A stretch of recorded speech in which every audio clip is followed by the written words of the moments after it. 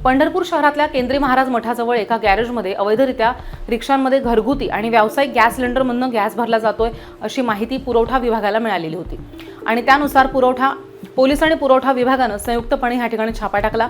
कारवाईमध्ये HP कंपनीचे 8 घरगुती आणि 5 व्यावसायिक गॅस सिलेंडर आढळलेत। तसंच रिक्षामध्ये गॅस भरण्यासाठी वापरला जाणारा पंप आणि इतर साहित्य असा एकूण 38,990 रुपयांचा मुद्देमाल जप्त करण्यात आला। या प्रकरणी एका व्यक्तीविरुद्ध गुन्हा दाखल करण्यात आलाय। जय हिंद। मी सहाय्यक पोलीस अधीक्षक पंढरपूर उपविभाग। काल एका गोपनीय माहितीच्या अनुषंगाने पंढरपूर शहर पोलीस स्टेशनचे PI व टीम यांनी एक कारवाई केली आहे, ज्यामध्ये अत्यावश्यक सेवा अधिनियम याच्या अन्वये गुन्हा दाखल केलेला आहे। या कारवाईमध्ये एकूण 8 घरगुती HP गॅस सिलेंडर्स व त्याचबरोबर 5 व्यावसायिक गॅस सिलेंडर्स आणि इलेक्ट्रिक पंप संख्या 2 व 1 इलेक्ट्रिक वजन असा माल जप्त केलेला आहे। 2 आरोपी यामध्ये आढळून आलेले आहेत।